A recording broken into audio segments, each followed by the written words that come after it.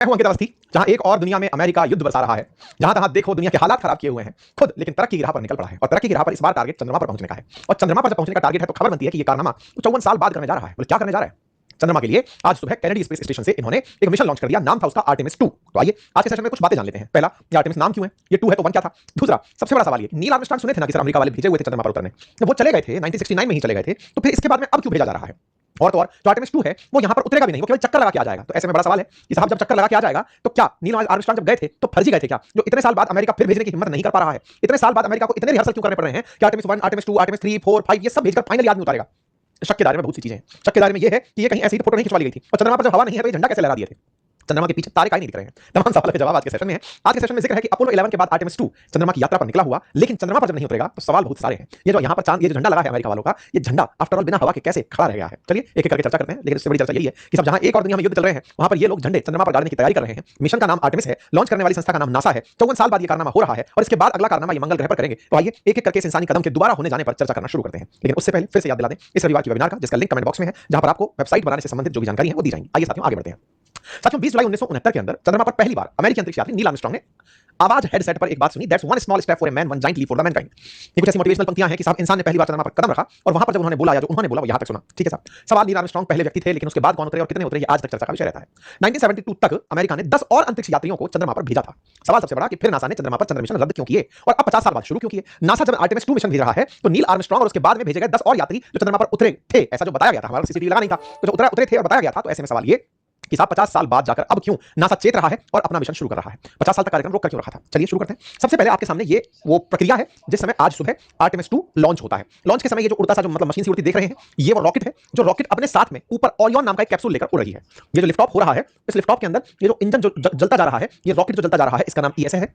इसके ऊपर ये जो व्हाइट कलर का निशान है, इसका नाम ओरियन है। इस ओरियन में 4 अंतरिक्ष यात्री बैठे हुए हैं। ये मुश्किल से उड़ करके 150 किलोमीटर जाएगा और ये हट जाएगा। इसके बाद की जो यात्रा है, ये ऊपर व्हाइट कैप्सूल जिसका नाम ओरियन है, ये पूरा करेगा। सुबह साहब ये लॉन्चिंग हो गई। आज सुबह 4 बजे space launch system Orion spacecraft को लेकर उड़ गया, जिसमें 4 अंतरिक्ष यात्री सवार थे।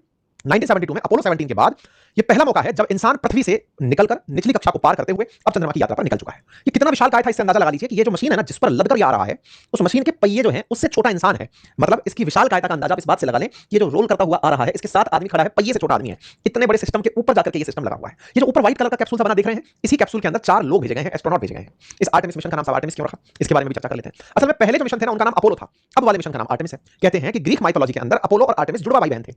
अपोलो भेजे जा चुके हैं तो आर्टेमिस की बारी है, और कहा जाता है कि अपोलो सूर्य का देवता माना जाता है और आर्टेमिस को चंद्रमा की देवी माना जाता है। ऐसे में आर्टेमिस नाम इस व्यवस्था में कि अपोलो गया था तो अब आर्टेमिस भी जाएगा, ऐसे रखा गया।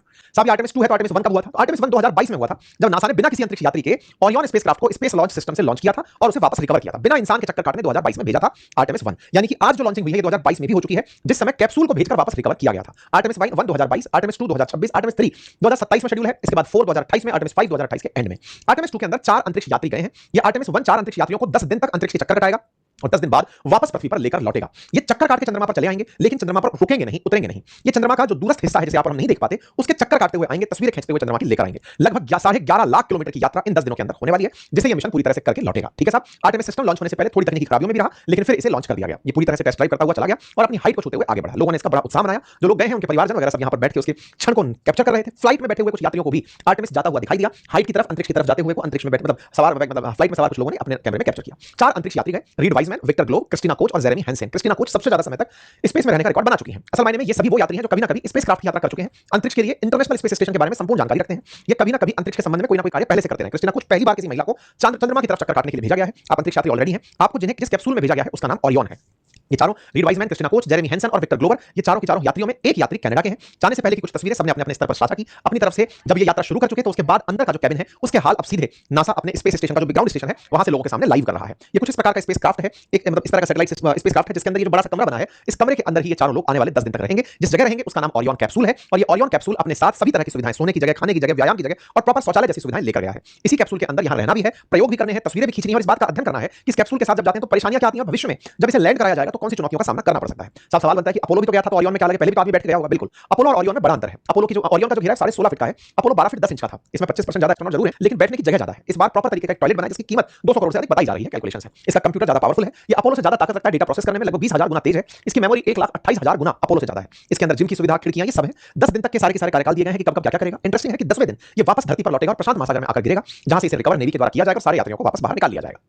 इस पूरी प्रक्रिया में इनके साथ प्रॉपर भोजन भेजा गया है, उसकी पूरी लिस्ट बाहर निकल कर आई। इस पूरी प्रक्रिया के अंदर एस्ट्रोनॉट्स को प्रॉपर ब्रेक दिया जाएगा, फिर डे बाय डे काम बांट दिए जाएंगे। ये यात्रा करने के लिए जो मिशन है वो कुछ इस प्रकार से है, ये पहले धरती के चक्कर काटेगा, धरती के चक्कर काट के धरती के गुरुत्वाकर्षण बल से दूर होकर ओरियन खुद अपने अंदर लगे हुए इंजन से थ्रस्ट पैदा करेगा और करके फिर चंद्रमा की कक्षा में चला जाएगा। यानी कि इस पूरी प्रक्रिया में पहले जो मिशन निकला है, ये धरती का चक्कर काटते काटते पहले धरती से पेरिजी और फिर एपोजी दूर और पास होते होते, जब ये पूरी तरह, बिल्कुल ऐसे समझिएगा कि अगर आपने रस्सी में कभी पत्थर बांधकर हिलाया है तो पत्थर गोल गोल भी हिला सकते हैं, लेकिन अगर आप नजदीक और दूर हिलाते हैं, जैसे कई बार हिला करके लंगर जब दूर का फेंकते हैं, कुछ वैसे ही यहां पर इस स्पेसक्राफ्ट को लॉन्च किया गया। यानी कि ये धरती से जब लॉन्च होकर निकलेगा तो निकलकर पहले धरती के निकट और फिर दूर, निकट और फिर दूर और फिर निकट और दूर होते होते फिर एक बड़ा सर्कल ले लेगा और पृथ्वी के गुरुत्वाकर्षण से बाहर होकर चंद्रमा के गुरुत्वाकर्षण क्षेत्र के अंदर फेंक दिया जाएगा। कुछ इस प्रकार से ये यहां पर पृथ्वी से, और जब चंद्रमा के पिछली ओर जाएगा, क्योंकि धरती से आप फ्रंट देख पाते हैं, तो ये यहां की तस्वीर खींच करके फिर वापस लौट करके इस तरह से चला आएगा।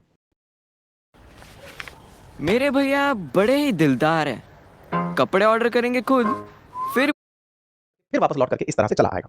इसका केवल मकसद ये जांचना है कि भविष्य में जब इसे भेजा जाएगा तो किसी प्रकार की दिक्कतों का सामना ना हो। यानी कि आर्टेमिस 3 की तैयारी में आर्टेमिस 2 गया है, आर्टेमिस 4 की तैयारी में आर्टेमिस 2 गया है, क्योंकि यहां से जो अनुभव प्राप्त होंगे उन्हें यूज करते हुए भविष्य में अंतरिक्ष के मिशन कार्यक्रमों को शुरू किया जाएगा। भविष्य क्या है? भविष्य यह है कि अंतरिक्ष में कुछ इस प्रकार से व्यवस्थाएं, इस चंद्रमा पर कुछ इस प्रकार से व्यवस्थाएं करने की नासा सोच रहा है। क्या व्यवस्थाएं हैं ये? नासा चाहता है कि जैसे इंटरनेशनल स्पेस स्टेशन में एस्ट्रोनॉट्स रहते हैं, ऐसे चंद्रमा पर भी एस्ट्रोनॉट रहे। सवाल यह है कि साहब रह के कर क्या लोगे? हवा नहीं है, कुछ नहीं है, करोगे क्या? बोले सारी व्यवस्था यहां से लेकर जाएंगे। तो फिर करने क्या जाओगे? करने क्या जाएंगे उसको ऐसे समझते हैं। असल में क्या है ना साथियों, आजकल आप सभी ने कुछ दिनों से चल रहे युद्ध में एक बात समझी होगी कि ईरान को इस समय न्यूक्लियर एनरिच्ड चाहिए यूरेनियम। उस एनरिच्ड यूरेनियम का वो न्यूक्लियर बम बना सकता है। अमेरिका उसे रोकने के लिए ना जाने पूरी दुनिया के ऊपर संकट डालकर खड़ा है। आप सभी जानते हैं कि जितना ज्यादा क्रिटिकल एक्टिव यूरेनियम है उतना ज्यादा बम बनाने के करीब है। रेडियो एक्टिव पदार्थों से बिजली उत्पन्न होती है, यही कारण है कि नाभिकीय रिएक्टर्स में यूरेनियम का उपयोग होता है।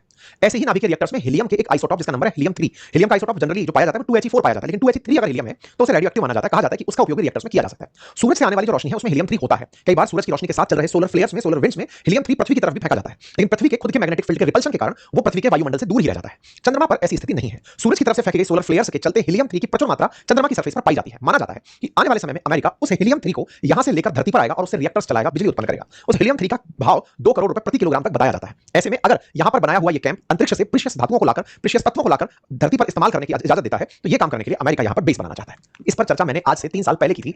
2023 में जब आर्टेमिस 1 गया था, ये मेरा उस समय का वीडियो है, मैंने उस समय ये जानकारी साझा की थी। चर्चा आती है नंबर 2 कि साहब ये काम अब 50 साल बाद क्यों? पहले ही जब आप बता रहे हो नील आर्मस्ट्रांग के बाद 10-11 लोग उतर चुके हैं, तो इतना ज्यादा समय अब क्यों लग रहा है? और इसके बाद में 72 के बाद अब तक कोई और चंद्रमा पर मिशन क्यों नहीं भेजा गया? क्योंकि बहुत ज्यादा इस बात पर सवाल उठते हैं कि साहब जब ये अंतरिक्ष यात्री नील आर्मस्ट्रांग यहां उतरे तो यहां पर ये झंडा कैसे खड़ा हुआ, लहरा कैसे रहा था, छाया कैसे बन रही थी और चंद्रमा के पीछे की तरफ तारे दिख क्यों नहीं रहे थे? ये सवाल इसलिए पूछा जाता है क्योंकि जो अपोलो 11 है उसकी लैंडिंग को लेकर के कई बार कॉन्स्पिरेसी थ्योरी कही गई है। कहा गया है कि नील आर्मस्ट्रांग कहीं और नहीं गए थे, बल्कि एरिया 51 जो अमेरिका का काफी लंबे समय तक गुप्त स्थान रहा, वहां जाकर फोटो खिंचवा लिए थे। दुनिया को लगा कि अमेरिका काबिल हो गया है, तो आवश्यकता पूछी गई कि सब जरूरत क्या थी अमेरिका को झूठ बोलने की? तो बोले असल अंतरिक्ष की दौड़ कोल्ड वॉर के समय पर सोवियत रूस ने शुरू कर दी थी। सोवियत रूस ने अपना पहला यात्री यूरी गागरिन अंतरिक्ष में भेज दिया था। अमेरिका इस बात से परेशान हो रहा था कि न्यूक्लियर बम मैंने बनाया, लेकिन तकनीकी में सोवियत रूस हमसे आगे निकल गया। अंतरिक्ष में वो इंसान भेजकर अपनी वैज्ञानिक कुशलता को दुनिया के सामने प्रदर्शित कर दिया। अमेरिका इस बात से चिढ़ा और उसने इस जिद में कि तुम अगर अंतरिक्ष में भेजो, यानी धरती से 100 किलोमीटर दूर इंसान को भेजो, तो हम आने वाले समय में चंद्रमा पर आदमी भेज देंगे। और इस काम के लिए अमेरिका ने बड़ा सारा फंड निकाला, कहते हैं बिलियंस ऑफ डॉलर निकाले इस बात को, जो कि लगभग असंभव लगती थी कि चंद्रमा पर इंसान को उतारना है। और इसके लिए बहुत सारे मिशन चंद्रमा के लिए लॉन्च किए गए। अब कैसे और कितने मिशन थे? कहा जाता है कि नासा ने जब सबसे पहले अपोलो 1 शुरू किया तो उसमें 3 लोग, वर्जिल ग्रीमोस, एडवर्ड वाइट और रोजर चैफी को लेकर भेजने का प्रयास हुआ। अपोलो 1 क्रैश कर गया। अमेरिका को बड़ी बेइज्जती का सामना करना पड़ा कि साहब अंतरिक्ष यात्री भेजने चले थे, यूरी गागरिन की होड़ में फेल मार गया।